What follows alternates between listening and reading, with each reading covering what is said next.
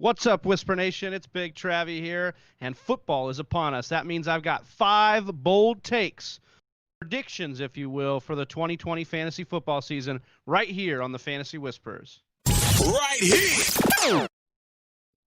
What up, Big Travy? What's going on, Johnny? Dude, we are so close to the regular season. Dude, I can taste it. I can taste it like Jameis Winston tastes his fingers on the W. Well, he didn't get very many of those, but No, that's how but I'm he definitely feeling tasted right now. some interceptions. Yeah. He definitely did. He definitely did. Dude, not only are we so close to football, but it's fitting that we're also so close to 1,000 subscribers on YouTube. So if you're watching this live right now, please hit that like, hit that subscribe. We are so close to 1,000. We would love to have Whisper Nation hit 1,000 right here on this live stream. How cool would that be? That would be so awesome. I would be pumped on that. But yeah, Johnny, just wanted to come with you today. I wrote an article for the website. It should be up by the time this live is over on the fantasywhispers.com. So check it out if you can. And it's 5 bold takes, bold predictions for 2020. Now, I want to preface this by saying, Johnny, they're bold, okay? That's the whole point. I'm not trying to say these are for sure going to happen. In fact, what I tried to do was you will not be able to see, Cotton. That's a bold strategy. It's definitely like some stuff that I'm thinking about, and I'm like, why did I write this? But I want to try and take these takes because everybody in the world, everybody and their mom is saying the opposite of these things, or saying that this probably isn't going to happen. So I wanted to paint the picture for Whisper Nation and show them like this actually could happen. So let's take a look at some of these 5 bold takes. Hey, Johnny, what do you think? Yeah, I love this, Travis. And like you said, these are bold predictions. I will give my 2 cents on them. So I'll kind of be a little bit of Whisper Nation here. If Whisper Nation is following along in the comments, let's hear it. Like, let's text it. Let's have a conversation. It should be a lot of fun. But I ran over this list, Travis. I think these are fun. These are definitely bold for sure. But and they're going to be controversial. There's going to be a lot of controversy, but that's what bold predictions are all about. It's about having fun. And again, this is a game we play for fun. So without further ado, Travis, let's jump on in here. And I know this first guy is a guy that, people didn't want to take or invest draft capital in because there was a major question mark. But you're bypassing the major question mark, all of the major question marks, and the elephant in the room. And you're saying grab this guy because he is not only going to be a really good fantasy player, but he is going to be an elite fantasy player. Am I right? Let Whisper Nation know who I'm talking about here. Yeah, so my first take in the article, which of course you can find at the website, fantasywhispers.com. I won't go, I won't give away all the secrets that I'm talking about, but I want to talk about Will Fuller. And I see him in a path for him to be a top 5 fantasy wide receiver, Johnny. Look, the elephant in the room here is that DeAndre Hopkins has left this offense, right? Well, that is 32% of the market share, Johnny. A massive amount of targets. I believe about 167 targets are vacated out of this offense, meaning Will Fuller is the next guy up on the depth chart. Now, yes, I know that Houston went and got Brandon Cooks, but Johnny, Brandon Cooks has been nursing a quad injury now for the last couple of weeks. His reps have been limited. So we already had limited reps because of COVID, but now we have limited reps with Brandon Cooks because of the injury. They are probably going to be down in a lot of games this year, and so I just look at that as part of it. The defense has taken some hits, and then you've just got everything lining up as far as Will Fuller and his chemistry with Deshaun Watson. In 26 career games, 14 touchdowns, and in those 26 games, Johnny, he was only over 10 targets in 3 of them. So that's wild to me that he has not needed a massive amount of targets to do damage in this offense. And now you're talking about one of the highest market shares vacated by a wide receiver leaving. It can't all go to Brandon Cooks. Some of this has to go to Will Fuller, and I think that just fires him up as somebody that could easily finish top 5 in the NFL or in fantasy this year. I really like that take. I think it's definitely, to me, I see a clear path to that actually happening. It just is going to take him staying healthy, and I think that And I hope, frankly, that it's a lot like the Keenan Allen situation where early in his career he struggled to stay on the field, but then once he kind of corrected it, he figured out his body a little bit more and started doing the things in the offseason.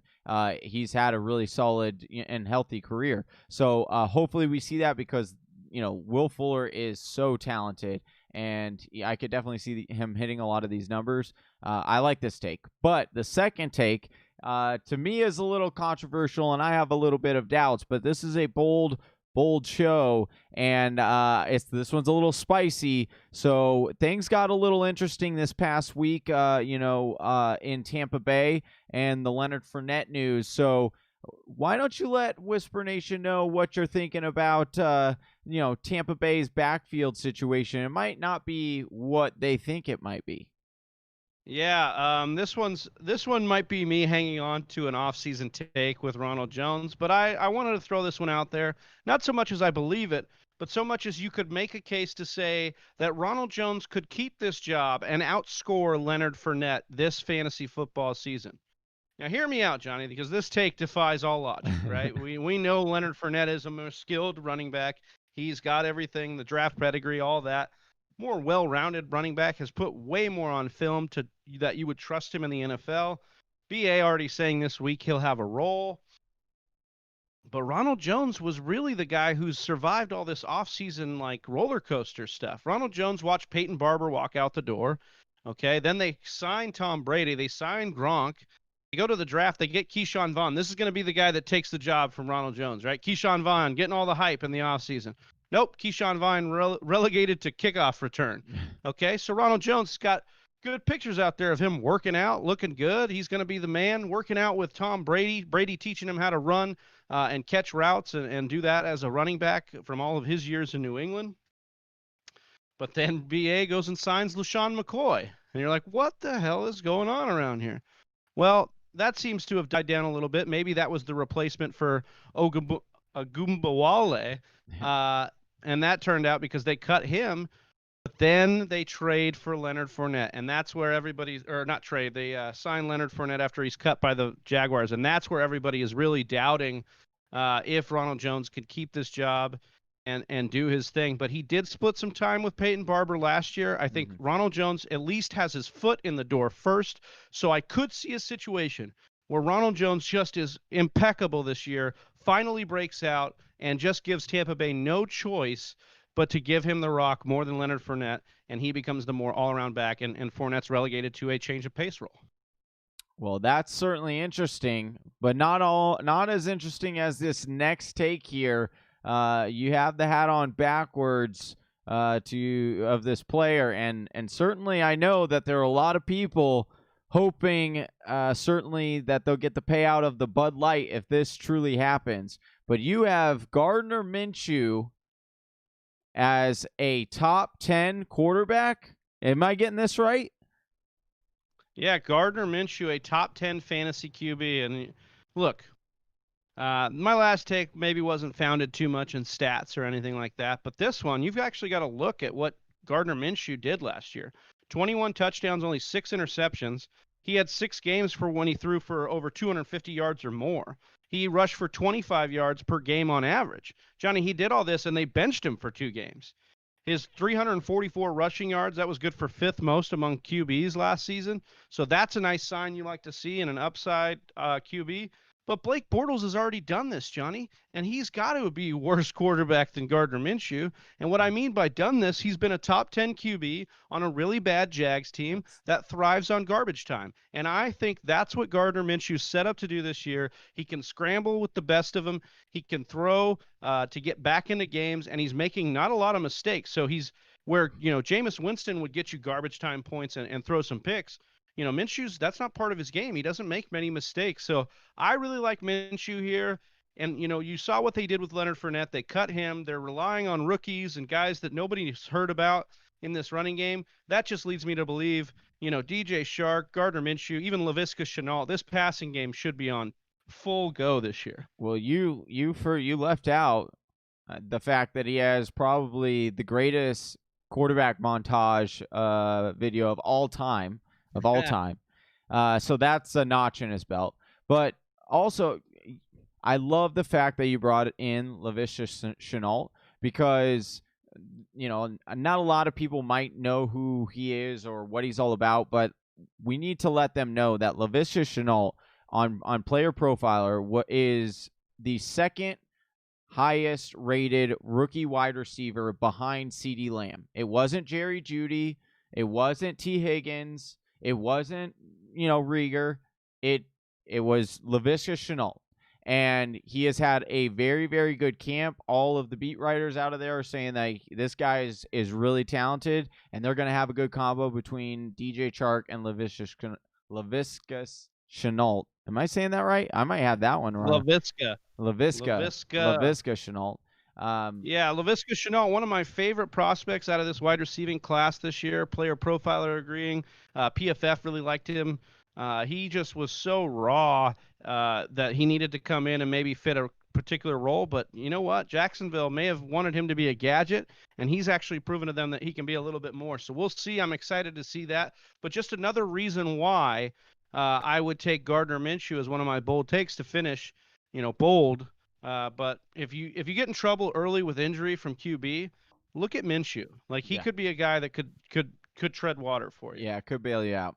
Travis, before we get into the last couple guys here on your 5 bold takes, we've given you 3 already. Got 2 left. We have a couple people in the chat here. We want to say appreciate you guys for jumping on, watching our live. Kent Kosman says his bold prediction is in a 2-quarterback league, Haskins will be top 15 quarterback. I don't even think it needs to be a 2-quarterback league. I think Haskins. Yeah, this definitely very similar situation to Minshew, right? Where the team is projected to be bad, but in Washington's case, that defense actually could be pretty good. Chase Young's been at it. They have a couple pieces, so it could be more opportunities. I know you like Haskins this year, Johnny. Do you think that there's a possibility here he's top 15 in fantasy? I think there is a chance that he is top. I think he could end up being 11 or 12 on the list because he showed really good progress throughout the end of last season. That Washington was a dumpster fire, and that coaching staff, I just want to remind people, like the coaching staff that they had as the intern, they just wanted to run the ball. Like they just literally wanted to get the games over with as quickly as possible. Like there was no hey, let's develop this team because there's a future here for me. It was not about that. So, and even with that, you saw that Haskins, the last couple of games, really improved. And the most important thing that I like to bring up, he threw 0 interceptions. That's the key. He threw, I believe it was 4 touchdowns and 0 interceptions. So that's what you like to see. So I do think that there is a sneaky thing. And you talked about rushing ability. There were a couple of games where Haskins had, 20 to 30 rushing yards. And that's a good little added bonus to have if he does it a little bit more. Last one, Travis, before we get to your final 2, Brett R. How much are you guys liking starting Cam versus Miami week 1? Oh, I'm all in on Cam Newton week 1 and going forward until he's hurt. Cam should crush in week 1.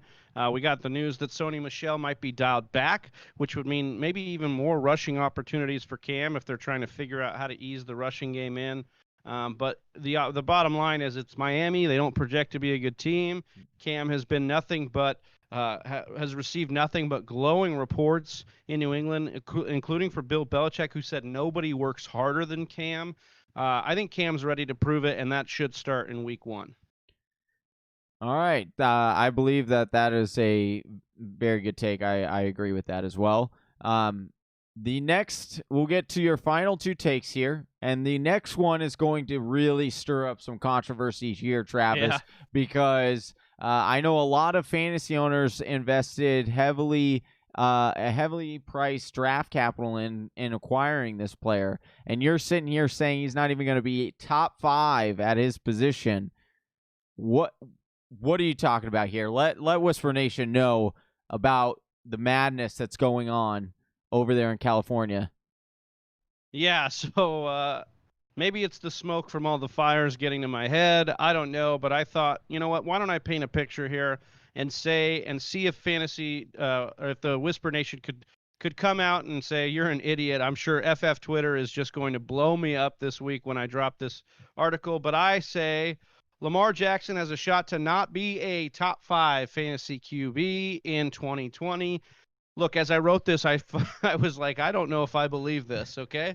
But I will say this. They led last year on 20% of their plays. There's no way that continues to be the case.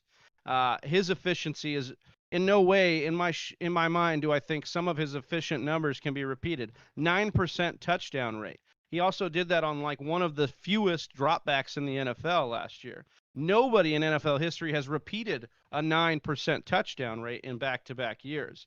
I'm a huge fan of Mark Andrews and Marquise Brown, but Mark Andrews has been dinged up already a lot in his career. Marquise Brown as well, and they are not your prototypical offensive weapons. It's a tight end and a speedster wide receiver. So one of those guys goes away, then you're saying, are you just going to rely on Lamar to run?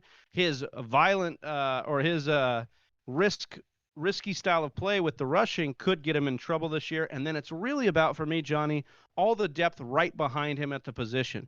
If you have Lamar as your number 2 quarterback, you look behind him, you've got Dak Prescott, you've got Deshaun Watson, Russell Wilson, Kyler Murray, plenty of guys there ready to take over at that spot. And I think he could easily just be right outside, still put up a good year, but be a 6, 7, 8 quarterback. And so for me, I think there's a lot here to say. Look, it's not out of the realm of possibility that Lamar Jackson is not a top 5 fantasy QB in 2020. I actually don't think this is that crazy. Well, for one fact, because I drafted him on our listener league team, and my team has just gone down ever since we drafted that.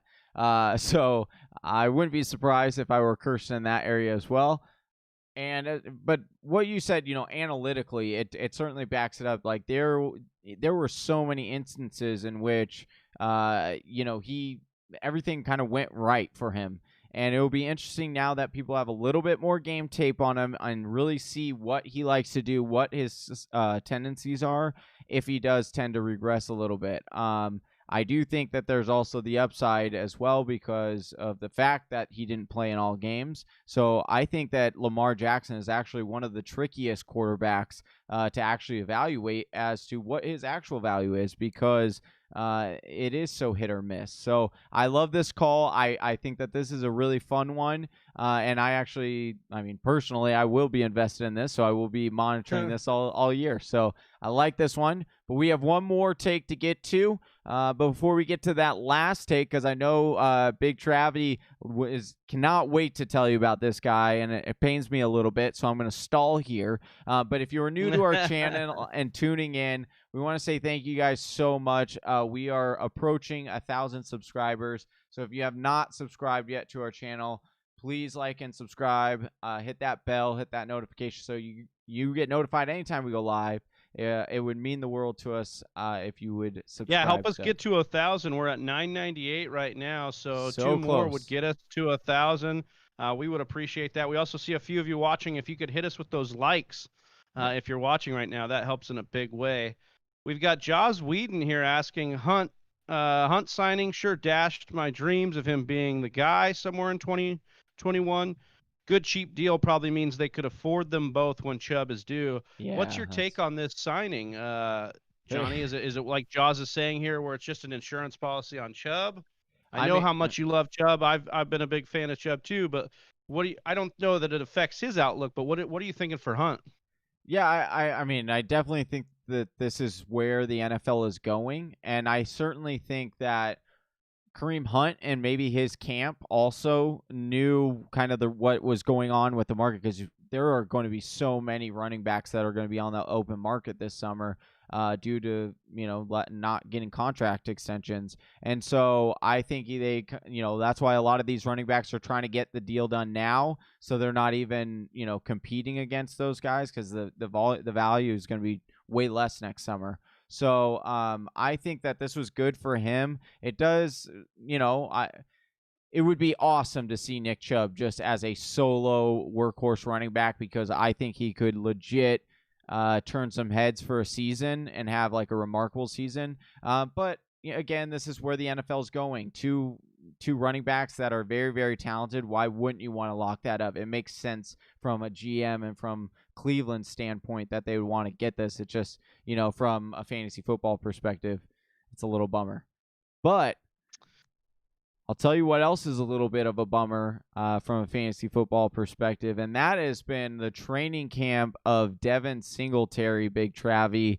And we have had many battles back and forth on this show all summer long between Devin Singletary and Zack Moss, and it seems like the scale is definitely tipping in your favor at this point for Zack Moss to definitely be the better fantasy player. But you have a bold take about just how productive Zack Moss will be. So why don't you let Whisper Nation know just how high you think Zack Moss's ceiling is this year? Yeah, so my fifth and final bold prediction for 2020 is Zack Moss will be a top 15 fantasy running back this year. And I know that sounds a little spicy because of Devin Singletary, who actually finished as the RB31 in only 12 games last year. But I actually think that is why I actually think there's a situation here where Buffalo, wants to use both backs in tandem, but Zack Moss will be the more dynamic, more well-rounded back that really leads this team. He's the bigger back, so he should get the goal line carries. He's been the better receiver in college, and he's been the better receiver in training camp so far from the reports. And you see Singletary struggling with some fumbling issues in practice. I know this is only practice, but that's not something you want to see. And then you look at Josh Allen's 7 rushing touchdowns last year. And then the reports are coming out that Josh Allen, the Buffalo Bills would like to take some of those goal line rushes away from Josh Allen this year. And that sounds like it's lining up with who they drafted in Zack Moss to get those goal line carries. Yeah. So I really like Zack Moss. I like this team to be really good. They play, the Jets and the Dolphins twice.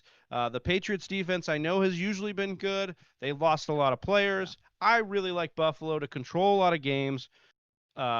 Zack Moss projects to be a better cold weather running back. Everything is lining up for me to Zack Moss to really not only destroy his ADP, but kind of be a top 15 back and be an RB1 out of Buffalo, which we haven't seen in a couple years.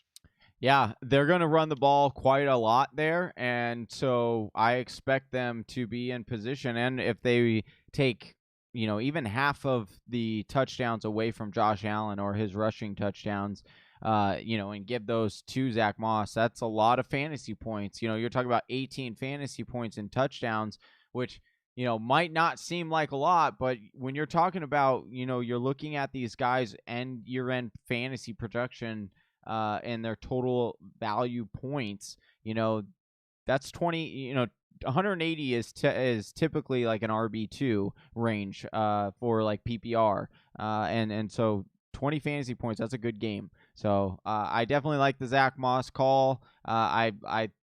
I'm still on the fence. I'm holding out hope Singletary will still pull it out because I like him and I'm rooting for him. But he's a fun story too. Like yeah. I don't mind the player. It's what I tried to say in the article is it's not an anti-Devin Singletary take. Yeah. It's more of a pro Zack Moss take, and in that I see Zack Moss projecting to be a very special talent in the NFL, especially for a system that he vibes really well with, and this could definitely be that system. Yeah, what you're saying is it's not you, it's me. We get it. We've heard this before. Exactly. All right, Whisper Nation. Until next time, that is Big Travy. I'm Johnny Game Time Hicks. We will be on here live again. Oh, we'll have a show dropping tomorrow or Thursday. Thursday. Travis, right? Thursday? Now I'm getting all mixed so up. We will have our matchup show. So if you don't have us on Patreon, follow us on Patreon at patreon.com. Search the Fantasy Whisperers. You'll see our full matchups show there streamed live tomorrow night. Now, if you aren't on Patreon, we will be releasing some of those matchups on Thursday and Friday in a condensed version right here on YouTube. So make sure you're subscribed. Help us get to 1,000. We're 2 away, 998. Help us smash that subscribe button. And thanks everybody who hopped in the chat today. That's Johnny Game Time Hicks. I'm Big Travy. We're the Fantasy Whisperers, and we're out. Football on Thursday. Peace.